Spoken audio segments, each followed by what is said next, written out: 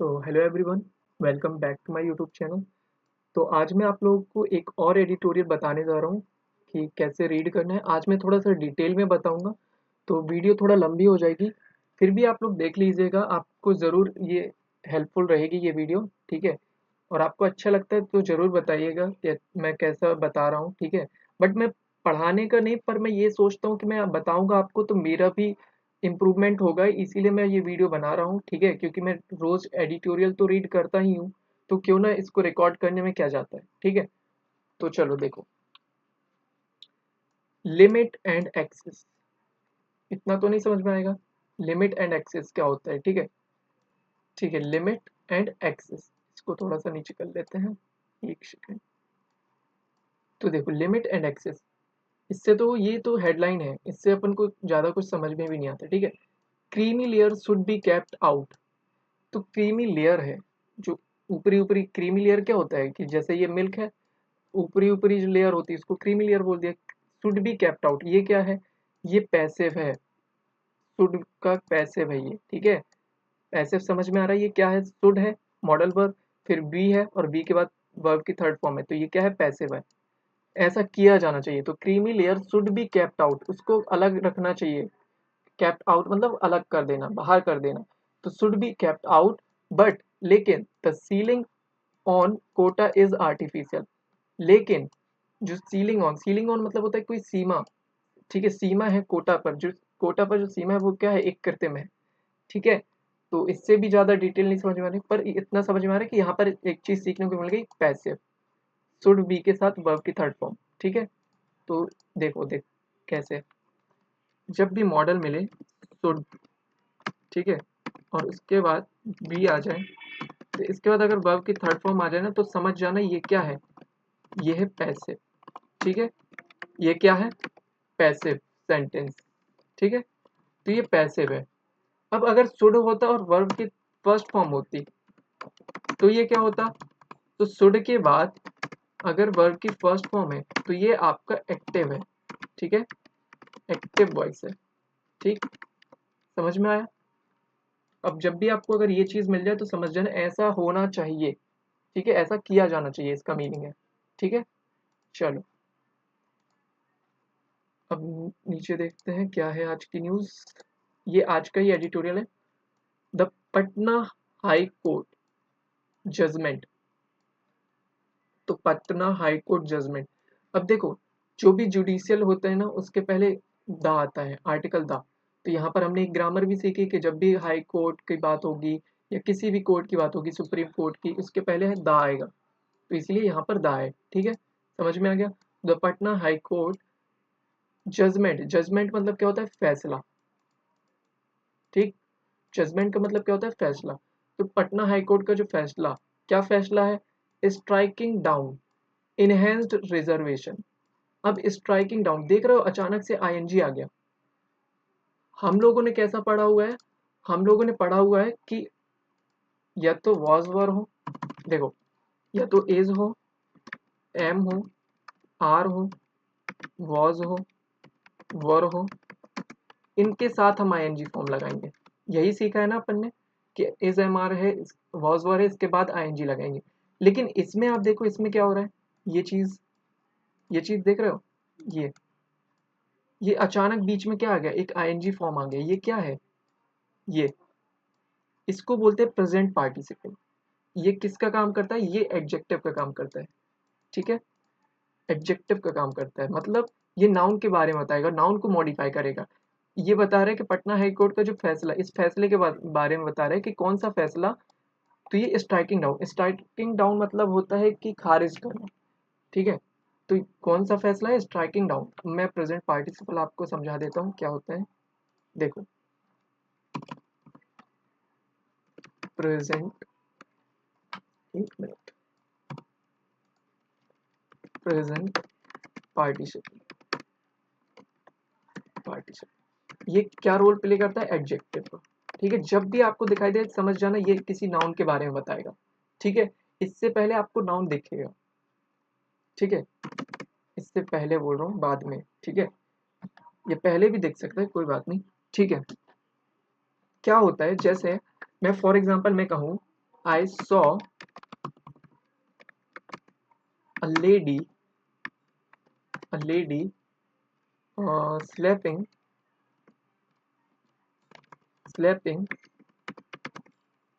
a boy in the market।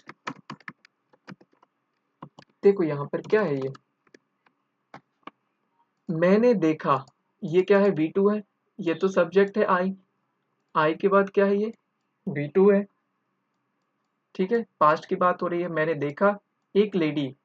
अब देखो यहाँ पर ये चीज ही तो है, न्यूज़पेपर में स्लैपिंग अचानक से आया, ये क्या है, इस लेडी के बारे में बता रहे हैं कि कौन सी लेडी जो मार रही थी, स्लैप मार रही थी किसको, थप्पड़ मारते हुए किसको मार रही थी, अब बॉय को, एक लड़के को, कहाँ पर, इन द मार्केट। तो छोटी छोटी चीजें होती है, ये इनसे जुड़ा है तो ये बता रहा है प्लेस का कि कहाँ पर, इन द मार्केट, एक बॉय था। तो यहाँ पर समझ में आया, ये है प्रेजेंट पार्टिसिपल, ये ये है प्रेजेंट पार्टिसिपल, इसको मैं हाईलाइट कर देता हूँ, ये है प्रेजेंट पार्टिसिपल। ठीक है, ये किसके बारे में किसको मॉडिफाई कर रहा है, इस लेडी को, इस लेडी को क्या कर रहा है, मॉडिफाई कर रहा है, इस लेडी के बारे में बता रहे कि ये लेडी क्या कर रही थी, जो थप्पड़ मार रही थी किसको, एक बॉय को, कहाँ पर, मार्केट में। ठीक है, इस चीज से समझ में आ रहा है। जैसे एक और एग्जांपल दूं, आज I saw a man going towards your school. अब यहाँ पर देखो, मैंने देखा, आई सॉ, ये तो आपको पता है क्या है, ये V2 है, वर्ब की सेकंड फॉर्म है। अ मैन, एक आदमी को। अब ये देखो यहाँ पर आप देख रहे हो, अचानक से आ गया गोइंग टूवर्ड्स, ये क्या है, यही तो है प्रेजेंट पार्टिसिपल। ठीक है, गोइंग टूवर्ड्स, तो गोइंग यहाँ पर क्या है, प्रेजेंट पार्टिसिपल है। ये बता रहा है कि वो आदमी जो जा रहा था, कहाँ जा रहा था, टूवर्ड्स, तो मैंने देखा कौन सा आदमी जो जा रहा था, कहाँ, स्कूल की तरफ, तुम्हारी स्कूल की तरफ। तो ये चीज है, समझ में आए। इसको हम क्लॉज भी बना सकते हैं, मैं अभी क्लॉज नहीं बता रहा हूँ, बट क्लॉज क्या होता है, देखो न्यूज़पेपर में जैसे मिलता है तो वो डायरेक्ट लिख देते हैं, जैसे मैंने कहा आई सॉ अ मैन। अब मैं यहाँ पर अगर हु लगा दूं, who was going towards towards your school, तो इससे आपको समझ में आ जाएगा, इससे आपको समझ में आ रहा है क्या। तो ये क्या हो गया, ये क्लॉज बन गया, यहाँ पर ये क्लॉज है, यहाँ पर तो ये क्लॉज है, ये कैसा, रिलेटिव क्लॉज है। ठीक है ना, तो इसको क्या बोलते हैं, रिलेटिव प्रोनाउन बोलते हैं। ये एडजेक्ट, इसको बोलते हैं एडजेक्टिव क्लॉज है। ये इस मैन के बारे में बता रहा है। ठीक है, इस मैन के बारे में बता रहे हैं, कौन सा आदमी, मैंने देखा कौन सा आदमी, हु, जो, was going towards your school, तुम्हारी स्कूल की तरफ जा रहा था। अब इसको ही मैंने क्या कर दिया, थोड़ा सा शॉर्ट बनाने के लिए मैंने यहाँ पर इसको ना लिखकर, इसको नहीं लिखा और केवल गोइंग टूवर्ड्स लिख दिया, गोइंग टूवर्ड्स स्कूल। ये चीज होती है दोस्तों। ठीक है, समझ में आया। चलो, ज़्यादा लंबी वीडियो हो जाएगी अगर डिटेल में बिल्कुल लग गया तो। ठीक है, तो समझ में आ गया ये क्या है, बस ये इस जजमेंट के बारे में बता रहा है कि कौन सा जजमेंट जिसमें खारिज कर दिया है। अब देखो यहाँ पर इनहेंस्ड आ गया अचानक। अब ये क्या है, आपको क्या लग रहा है, ये इसकी वर्ब है क्या, नहीं वर्ब नहीं, या ये भी यहाँ पर एडजेक्टिव का काम कर रहा है। ये बता रहा है इस स्ट्राइकिंग के बारे में, इस स्ट्राइकिंग, क्यों, कैसी स्ट्राइकिंग, किस पर, इनहेंस्ड, इसको बोलते हैं पास्ट पार्टिसिपल। क्या बोलते हैं इसको, पास्ट पार्टिसिपल। चलो पास्ट पार्टिसिपल भी देख लो, क्या होता है पास्ट पार्टिसिपल। पास्ट पार्टिसिपल, देखो पास्ट पार्टिसिपल क्या होता है, ये दोनों, ये भी एडजेक्टिव का ही काम करता है। ठीक है, एडजेक्टिव का ही काम करता है। ठीक है, इसको हम एडजेक्टिव फ्रेज भी बोलते हैं। ठीक है, नाउन के बारे में बताएंगे, उसकी क्वालिटी, उसको मॉडिफाई करेंगे, किसको, नाउन को। ठीक है, तो जैसे मैं कहूँ the boy, the boy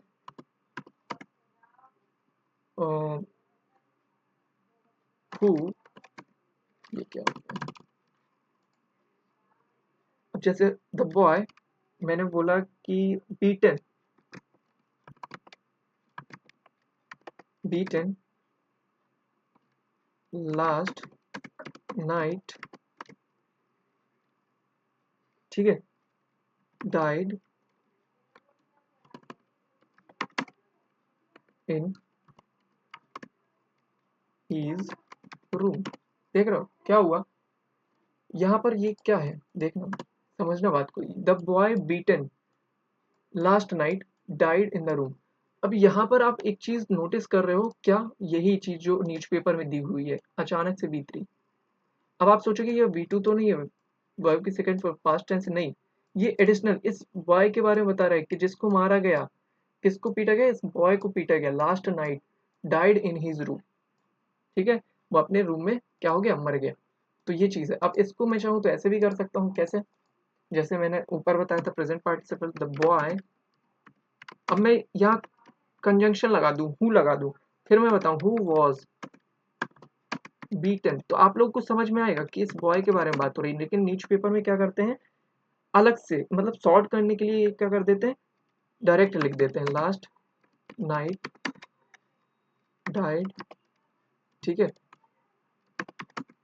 in his room. तो क्या हुआ, यहाँ पर मैंने क्या किया, यहाँ पर मैंने रिलेटिव प्रोनाउन का यूज कर लिया। अब आपको पता है रिलेटिव प्रोनाउन क्या होता है, जो इस बगल वाले के बारे में बात करता है, बॉय के बारे में। तो यहाँ पर भी वही चीज हो रही है, ये बीटन जो है ना, ये एडजेक्टिव का काम कर रहा है, इस बॉय के बारे में बता रहा है। सेम चीज यहाँ पर भी है, इस न्यूज़पेपर में देखो, ये जो इनहेंस्ड है ना, ये इस फैसले के बारे में ही बता रहा है। ये जो खारिज का जो फैसला है ना, इसके बारे में बता रहा है कि कौन सा क्यों, जो इनहेंस कर रहा था reservation for various communities in employment and education. तो पटना हाई कोर्ट का जजमेंट है स्ट्राइकिंग डाउन, खारिज कर देना किसको, जो बढ़ोतरी, जो क्या कर रहे थे, बढ़ाए गए, देखो इसको हिंदी में कैसे बोलते हैं, कुछ काम को किए गए, तो बढ़ाए गए reservation for various communities in employment and education. अब देखो ये जो देख रहे हो पटना हाई कोर्ट का जजमेंट, यहाँ से इसकी वर्ब पता है क्या है, ये है मार्क्स। मार्क्स मतलब तो वैसे निशान होता है, ठीक है।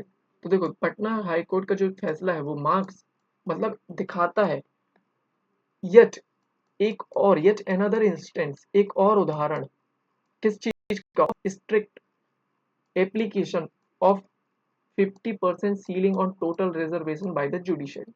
तो देख रहे हो, ये जो थी अभी तक ये सारी एक्स्ट्रा इंफॉर्मेशन थी दोस्तों, ये यहाँ से यहाँ तक पूरी एक्स्ट्रा इंफॉर्मेशन थी। ये बता रहा था कि कौन सा फैसला है, फैसले के बारे में बता रहा था कि ये खारिज करने का फैसला था, किस चीज का, जो रिजर्वेशन में बढ़ोतरी की गई थी उस चीज के बारे में। ठीक है, समझ में आया। तो मेन तो ये था, सब्जेक्ट ये है और इसकी वर्ब ये है यहाँ पर, ठीक है। Yet another instance of the strict application of 50% ceiling on total reservation by the judiciary। तो क्या इससे क्या समझ में आ रहा है कि जो पटना उच्च न्यायालय है उसका जो फैसला है, किसमें, ये जो एक और उदाहरण है किस चीज का, जो स्ट्रिक्ट, जो सख्त जो आवेदन है किस चीज के, 50% आरक्षण के, 50% के जो आरक्षण की जो सीमा है उस पर जो टोटल जो रिजर्वेशन है उसका एक उदाहरण है, ठीक है, बाय द जुडिशरी। तो न्यायपालिका, जुडिशरी मतलब न्यायपालिका होते हैं, जैसे कि न्यायपालिका के द्वारा किया जाता रहा है, वो भी एक एग्जाम्पल ही है। तो ये क्या है, एक और एक उदाहरण है, मतलब ये ऐसा होता आ रहा है और ये एक और उदाहरण बन गया है, ठीक है, समझ में आया। चलो आगे देखो, the verdict has invalidated the Nitish Kumar regime decision of last year to amend its quota law to raise backward class reservation from 12 to 18%। पहले इतना देख लेते हैं। देखो द वर्डिक्ट जो निर्णय है, हैज वैलिडेटेड, अब ये दा क्यों लगा है, क्योंकि हमें पता है ना कौन सा निर्णय, जब कोई चीज स्पेसिफिक हो जाती है, मतलब जो चीज हमें नोन होती है तब हम दा लगाते हैं। तो यहाँ पर वर्डिक्ट के पहले दा क्यों लगाए, क्योंकि पर्टिकुलर है, ये पर्टिकुलर नाउन है, पता है हमें कि कौन सा वर्डिक्ट, ये जो खारिज करने का, तो हमें पता है इसीलिए यहाँ पर हमने दा लगाया। तो द वर्डिक्ट जो ये निर्णय है, इसने क्या कर दिया, इनवैलिडेटेड मतलब अमान्य कर दिया है नीतीश कुमार के, जो नीतीश कुमार शासन का जो डिसीजन था, जो निर्णय था, क्या निर्णय था, लास्ट ईयर निर्णय था टू अमेंड, संशोधन करना, इट्स कोटा लो, जो कोटा जो लो से बढ़ाने का, मतलब जो आरक्षण का जो कोटा था उसको कम था उसको ज्यादा करने का जो निर्णय था, डिसीजन लिया था, किसने, नीतीश कुमार के शासन ने, ठीक है। उसको क्या कर दिया, उसको अमान्य कर दिया, उसको भी अमान्य कर दिया इस निर्णय ने, जो निर्णय आया है। ठीक है, अब देखो ये क्या है, हैज एफ के साथ क्या था, ये क्या है हैज एफ, देख लो एक बार।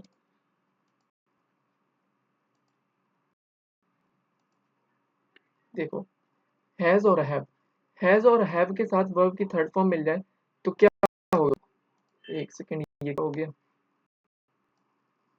एक सेकंड देखो, इसको बोलते हैं प्रेजेंट परफेक्ट परफेक्ट टेंस।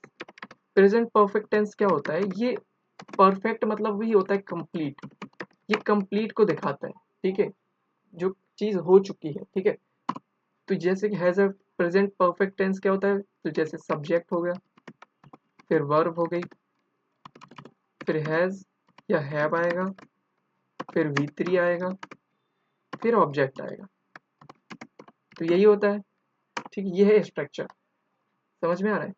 जैसे for example, the high court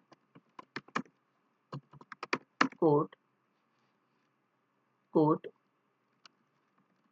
has has given two reason to deny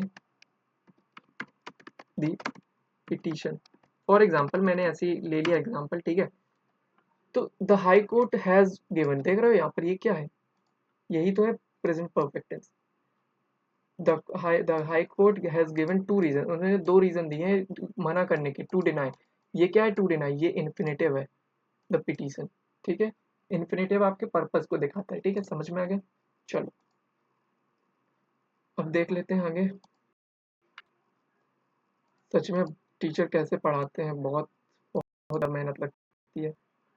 देखो ये समझ में आ गया। अभी एक्स्ट्रा ही है कि बता रहा है कि 12 से 18 कर दिया था, फिर जो ईबीएस थे उनको 18 से 25 कर दिया था, और जो एसटी एससी वाले थे और एसटी एससी वाले थे उनको 16 से 20 और 1 से 2% की बढ़ोतरी कर दी थी।